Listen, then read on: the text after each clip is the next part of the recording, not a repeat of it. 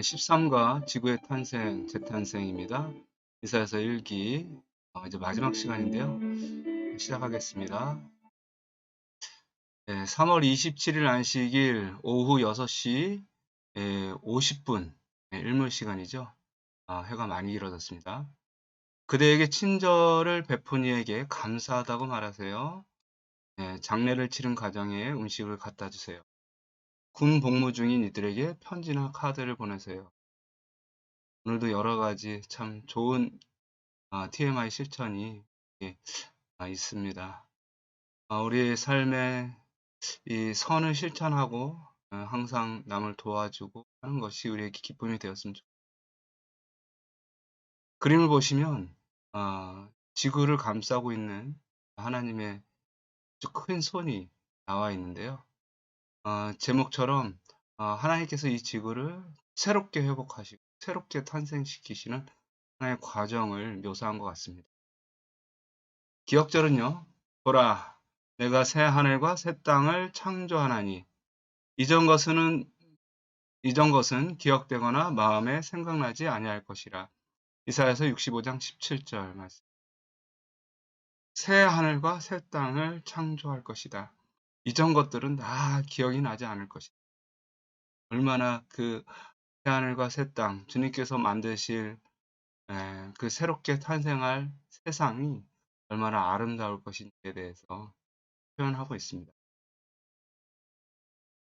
토요일 소지에 보시면, 안식일 소지에 보시면 12살 난 소년이 천문학책을 읽고 학교에 가지 않겠다고 떼를 쓰자 엄마가 아들을 데리고 병원에 가게 됐습니다. 빌리야, 뭐가 문제니? 왜 공부도 하지 않고 학교도 가지 않으려고 하니? 그랬더니 이 아이가 천문학책에서 봤는데 언젠간 태양이 지구의 생명체를 모조리 태워 죽게 한다고 하는 것입니다.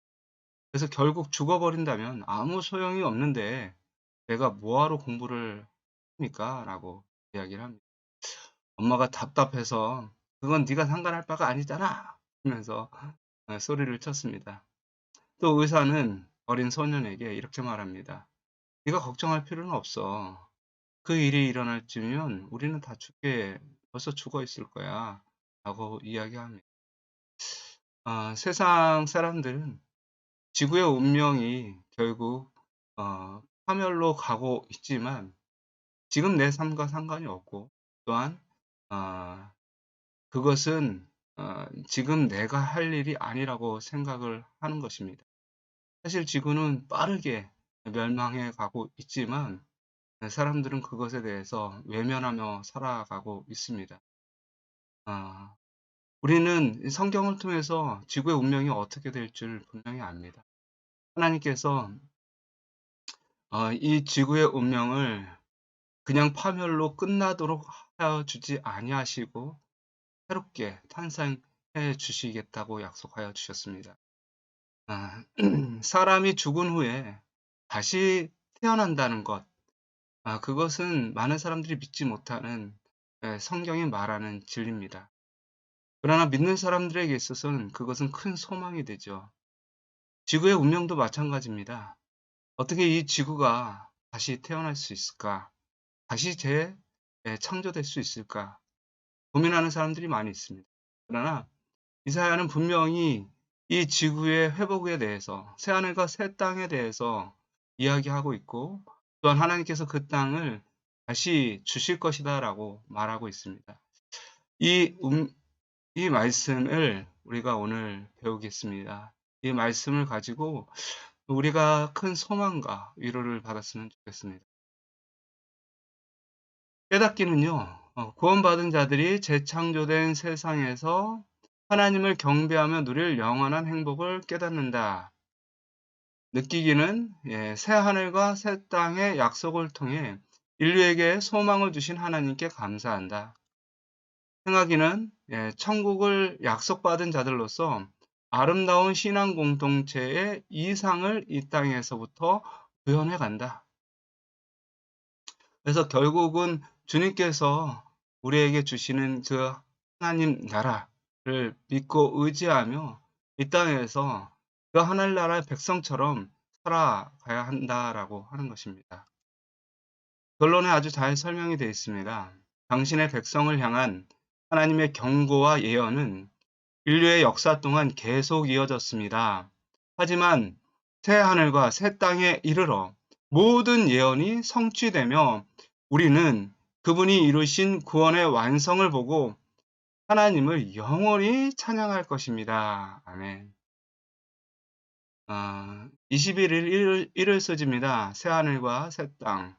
이사야서 65장 17절부터 25절인데요. 이번 교과는 65장, 66장, 이사야의 가장 마지막 장, 65장, 66장에 대해서 함께 나누는 것입니다. 이사야서 65장은 새하늘과 새 땅을 창조하실 것이라는 하나님의 약속이 있습니다. 그 하늘에는, 그 땅에는 다시는 우는 소리가 없을 것이다 라고 이제 19절에 나와 있고요. 그리고 일거리가 있고 그리고 자녀들을 얻고 즐거워할 것이다 라고 이야기하고 있습니다. 그리고 하나님께서 그들의 기도를 들어주시는데 그들이 부르기 전에 응답하실 것이라는 것이 24절에 나와 있습니다. 이거 자체로도 아름답고 기쁜 소식인데요. 그런데요, 20절에 보면 새하늘과 새 땅에 대한 약속에서 죽음이 나와 있는 것을 볼 수가 있습니다. 거기는 날수가 많지 못하여 죽는 유아와 수완이 차지 못한 노인이 다시는 없을 것이라. 곧 100세에 죽는 자가 아이겠고 100세에 못되어 죽는 자는 저주를 받은 것이니라. 아니 단순히 장수만 할 뿐이고 결국은 죽는다는 이야기가 있는 것입니다. 왜 그럴까요? 왜 이렇게 죽는다는 이야기가 새하늘과 새 땅에서 있을까요? 성경의 예언의 종류는 한 4가지 정도로 우리가 분류를 해볼 수가 있습니다. 가까운 미래에 관한 직접적인 예언이 있어요. 사라에게 1년 후에 아들이 낳을 것이다. 내가 이삭을 너에게 줄 것이다. 라고 1년 후에 직접적으로 아들을 주시겠다라는 그런 예언이 있습니다. 어떤 상징이 들어있는 것은 아닙니다. 그냥 사라에게 아들을 줄 것이다. 라는 예언. 두 번째는 먼 미래에 관한 상징적 예언이 있습니다. 다니엘과 요한계시록 같은 상징적으로 어떤 꿈, 어떤 이상을 보여주어서 그것이 무엇을 의미하는가 해석하게 하고 그래서 미래의 어떤 사건들에 대해서 보여주는 그런 것이 있습니다. 또한 가까운 미래와 먼 미래에 관한 이중적 예언이 포함되어 있는 것도 있습니다. 아브라함의 언약과 같은 것은 아브라함에게 성취되었고 또한 먼 미래에 또 성취가 됩니다. 다윗의 언약도 마찬가지입니다. 다윗에게도 성취되었지만 다윗의 언약은 또한 예수님에게 또 이중적으로 적용이 되는 것이죠. 예루살렘의 멸망도 마찬가지였습니다. 예루살렘의 멸망도 예루살렘의 멸망, 그때 고대의 예루살렘의 멸망을 의미하기도 하지만 미래에 이 지구의 운명을 예언하는 것도 것이기도 합니다.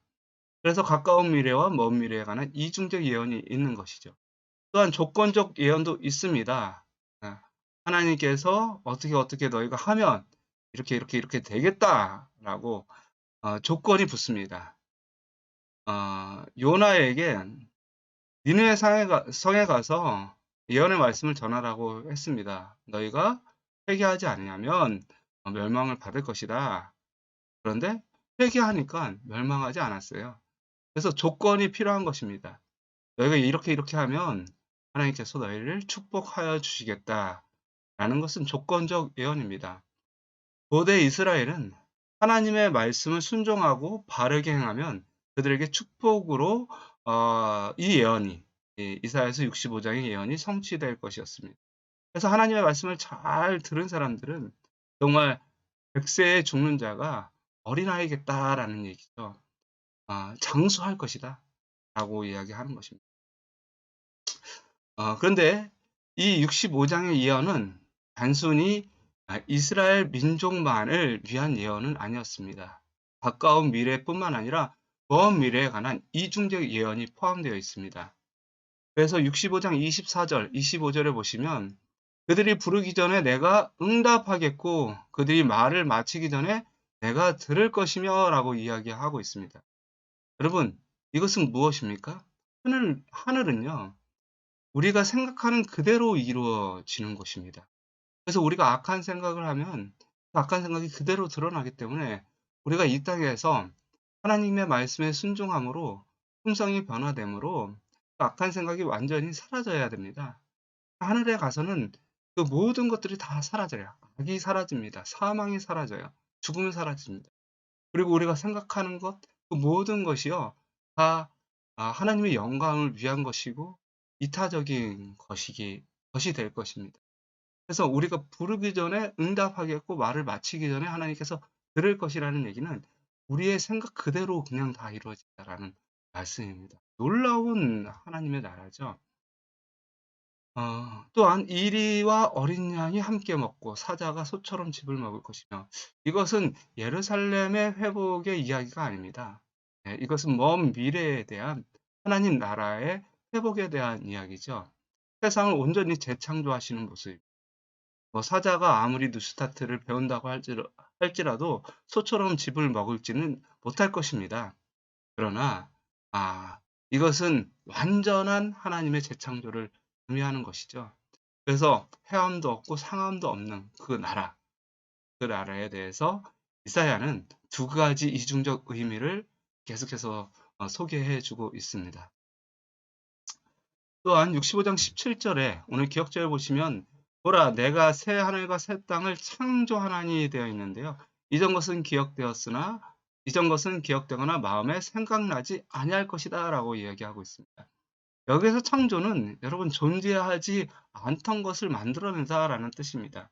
이 바라라는 말, 태초에 하나님이 천지를 창조하시느니라 라는 이 말에 바라를 사용하는데요. 무에서 유로의 창조를 의미하는 것입니다. 예. 그리고요, 새 하늘과 새 땅에 대해서 이렇게 나와 있는데, 여기에서 새라는 말은 히브리어로 하다시라는 단어입니다. 하다시. 예. 이전의 하늘과 이전의 땅과는 전혀 다른 새로운 것을 의미하는 것입니다.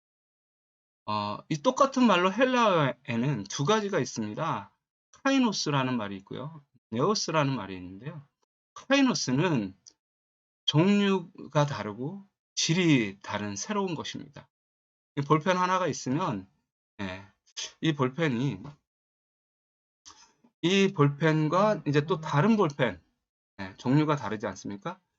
이 볼펜이랑 이 볼펜 종류가 다른데요. 이 볼펜을 사용하다가 나 새 것을 샀어. 그럼 종류가 다른 완전히 새로운 것을 사는 것이고요. 네오스는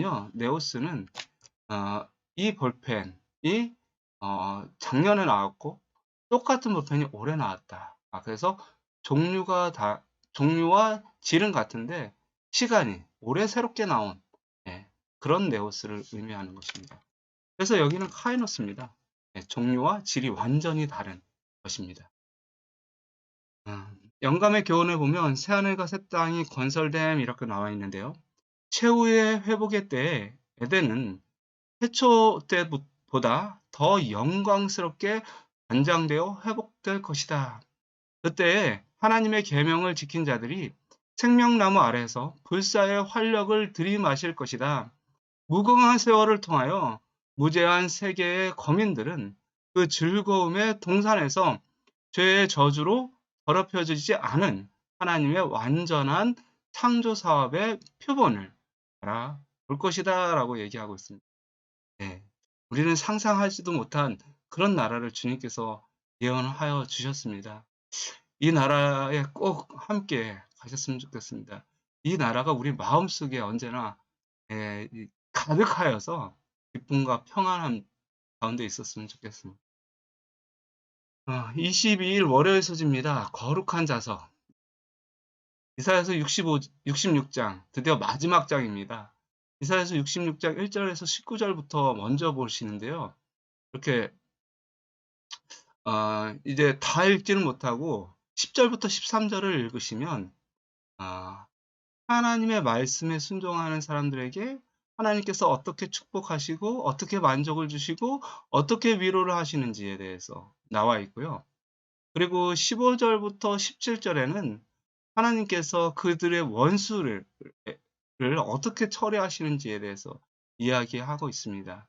일단 10절부터 13절을 보시면 예루살렘을 사랑하는 자여 다 그와 함께 기뻐하라 함께 즐거워하라 그를 위하여 슬퍼하는 자들아 다 기쁨을 인하여 그와 함께 기뻐하라. 젖을 빠는 그 아이와 같이 어머니의 위로하는 품에서 만족을 얻겠다. 예. 젖을 넉넉히 빤 것 같이 그 영광의 풍성함을 인하여 즐거워하리라 라고 얘기하고 있습니다. 그 평강이 너에게 임하는데 강같이 임하겠다. 내게 강 같은 평화, 내게 강 같은 평화. 그런 노래도 있지 않습니까? 예. 바로 이 66장의 이 묘사를 모티브로 지은 노래들이죠. 예. 그 젖을 빨 것이며 너희가 옆에 안기어 그 무릎에서 놀 것이며 어미가 자식을 위로한 같이 너희를 위로할 것인즉 너희가 예루살렘에서 위로를 받으리니. 이 하나님의 약속의 말씀. 이 하나님의 백성들이 어떻게 하늘나라에서 만족을 얻을 것인지에 대한 묘사죠. 15절부터 17절에는 심판의 엄숙함에 대해서 나와 있는데요. 여호와께서 불의 옹이 되어 강림하시리니 그 수레들은 회리바람 같으리니 그가 혁혁한 위세로 노를 베푸시며 맹렬한 화염으로 견책하실 것이다. 네. 요 불로 이렇게 맹렬한 화염으로 이렇게 나오시는 것은 심판의 엄숙함과 엄정함을 보여주고 있는 것이죠. 여호와께서 불과 칼로 모든 혈육에게 심판을 베푸신즉 여호와께 살육당한 자가 많을 것이다. 예. 그리고요 거기에 스스로 구별하며 스스로 정결케 하고 동산에 들어가서 그 가운데 있는 자들을 따라 돼지고기와 가증한 물건 쥐를 먹는 자는 다 함께 망하리라 라고 말씀하고 있습니다. 예. 거룩한 것과 속된 것을 구별하지 못한 사람들이 망할 것이라고 하는 것입니다. 결국 모든 죄악에 대한 하나님의 심판을 이야기하고 있습니다. 사단과 그 죄의 권세가 완전히 사라질 것이고요. 하나님의 거룩함만 남게 될 것이라는 이야기입니다. 놀라운 하나님의 약속이죠. 그 다음에 또 놀라운 것이 있는데요. 18절, 19절에 보시면 이 소식을 들은 하나님의 재림의 소식을 들은 사람들이 열방과 민족들이 하나님 앞으로 나아올 것이다. 그들이 와서 나의 영광을 볼 것이다 라고 이야기하고 인류에 대한 하나님의 은총이 어떻게 회복될 것인지. 그래서 하나님을 진심으로 따르고자 하는 사람들은 다 구원을 받을 것이라는 이야기죠. 여기 보면 다시스, 뿔, 룻, 두발, 야완 이렇게 나와 있습니다. 지금 열방과 열족이 나오는데 사실 이스라엘 백성뿐만 아니라 하나님을 안 믿는 백성들까지 이 재림의 순간에 함께 하늘나라에 있겠다라는 이야기인데요. 이 다시스는 서쪽입니다. 지금 예루살렘 서쪽에 있는 나라고요. 뿔은 정확하지는 않지만 남쪽 지방 아프리카의 어느 지역인 것 같습니다. 롯은요 그 북쪽 지방입니다. 그 흑해 근처에 있는 사람들. 동쪽입니다. 동쪽. 죄송합니다. 메소포타미아의 한 지역이고요. 두발은 흑해 근처에 있는 야와는 헬라 사람들을 가르치면서 중앙을 이야기하고 있습니다. 그래서 동서남북 중앙까지 하나님께로 돌아올 것이라는 이야기를 하고 있습니다. 영감의 교훈에 보면 주님은 우리의 천한 몸을 변화시켜 주님의 영광스러운 몸과 같이 만들어 주실 것이다. 한때 죄로 더러워져 아름다운 모습을 잃어버리고 죽을 수밖에 없이 되었던 썩을 몸이 완전하고 아름답고 죽지 아니할 몸으로 변한다. 오랫동안 잃어버렸던 에덴의 생명나무로 나아가는 길은 회복되고 구속받은 자들은 처음 영광 중에 있을 당시의 인류의 완전한 키만큼 자라난다. 완전히 변화됩니다. 우리의 마음뿐만 아니라 몸도 정말 아름답게 변화됩니다. 매우 매우 기대가 되는 말씀입니다. 23일 화요일입니다. 선교사들과 예배 인도자들. 아까 읽었던 말씀 중에 또 이제 다시스 뿔, 룻, 두발, 야완 이렇게 나와 있었는데 동서남북 남북 중앙에 있는 그 사람들이 어떻게 하나님의 백성이 되느냐 보면 내가 그들 중에 징조를 세워 그들 중에 도피한 자를 열방 곧 이 사람들과 또 나의 명성을 듣지 못하고 나의 영광을 보지 못한 먼 섬들로 보내리니 그들이 나의 영광을 열방에 전파하리라. 그러니까 하나님께서 세우신 어떤 사람들이 열방에 복음을 전파할 것이라는 이야기를 합니다. 구역에 기록된 선교사 파송이라는 그런 어떤 사상을 담고 있는 구절입니다. 예. 유대인들이요, 참 하나님에 관하여 가르칠 것이라는 이야기입니다. 여러분, 유대인들은 하나님을 온전히 전파해야만 했습니다. 그러나 계속해서 실패를 했거든요. 그러나 마지막 예수님의 재림의 순간에 이런 일이 있을 것이라는 이야기를 하고 있습니다.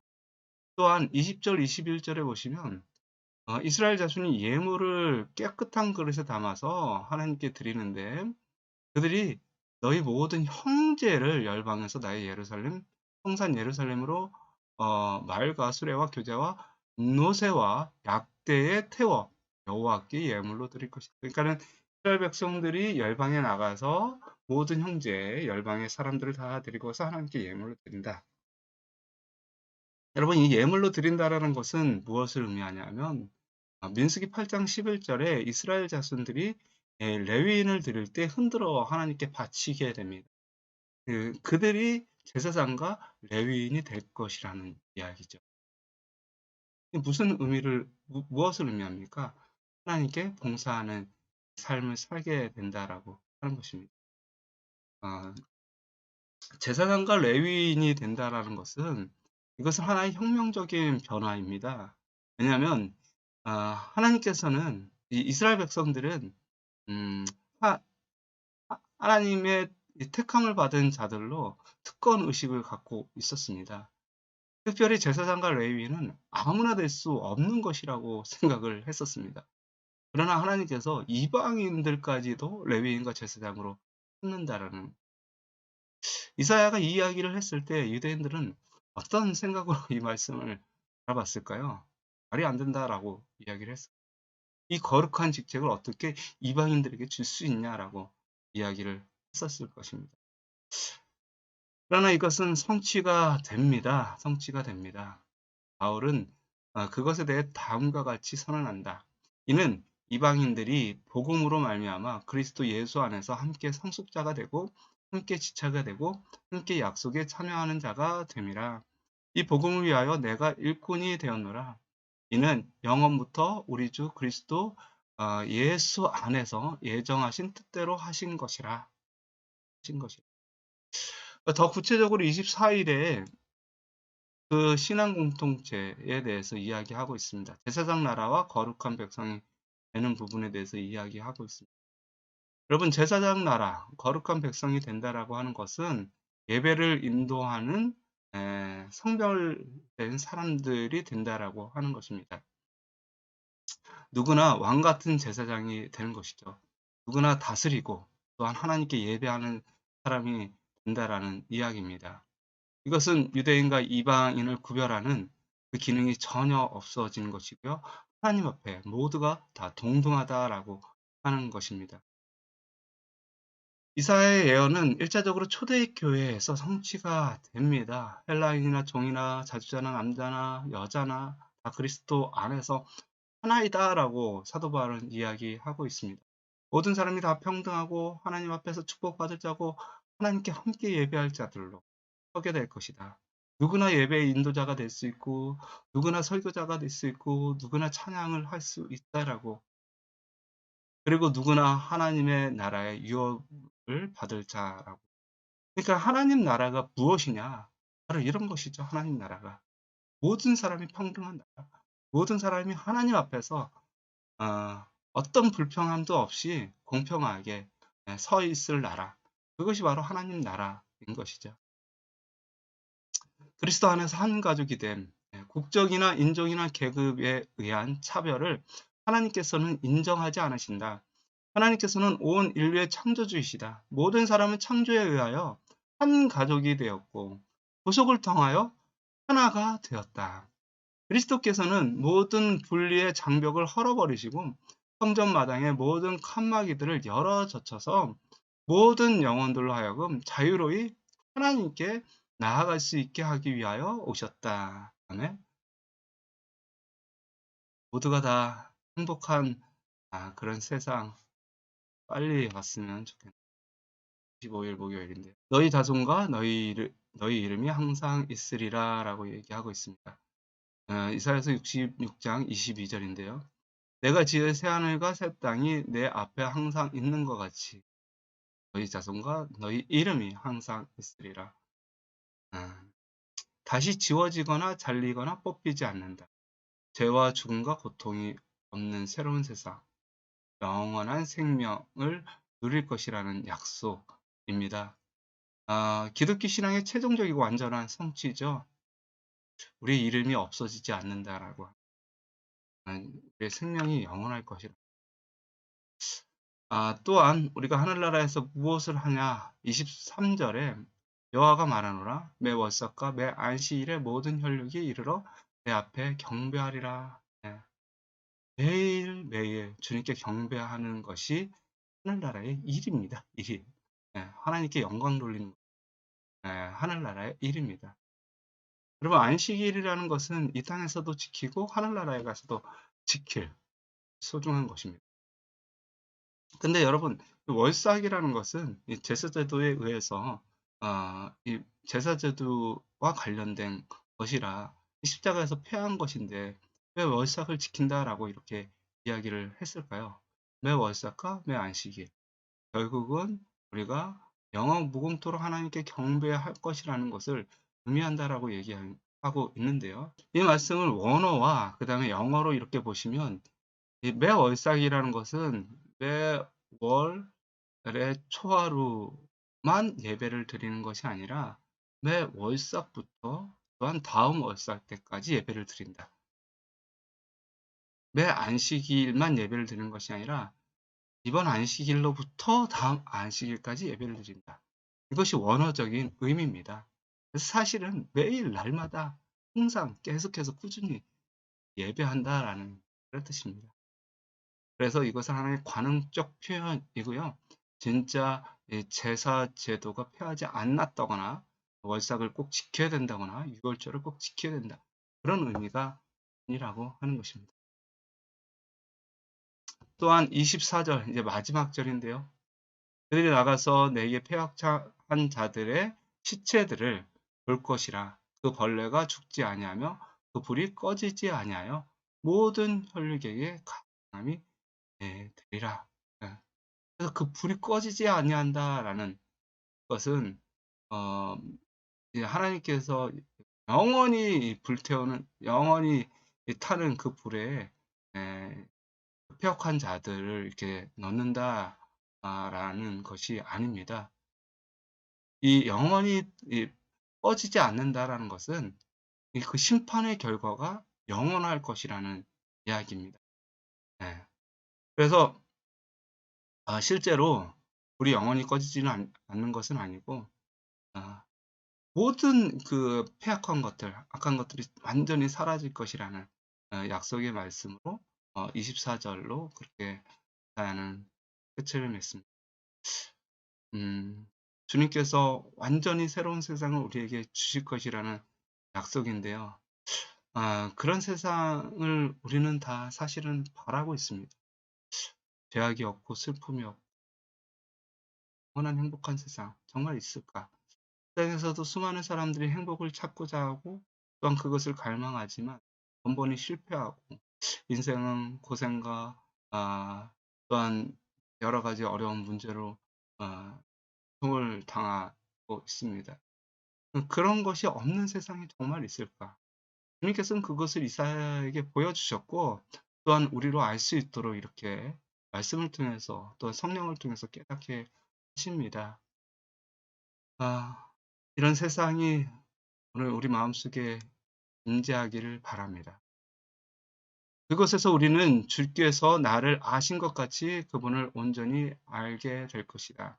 하나님이 인간의 심령에 심으신 사랑과 동정심은 그곳에서 가장 참되고 아름답게 행사될 것이다.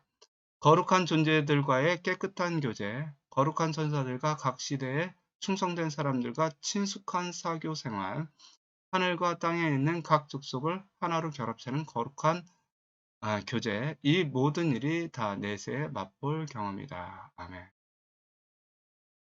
금요서지입니다. 대장투는 끝났다. 죄와 죄인들은 없어졌다. 온 우주는 깨끗해졌다. 오직 조화와 기쁨의 맥박만이 온 우주의 만물을 통하여 고동친다.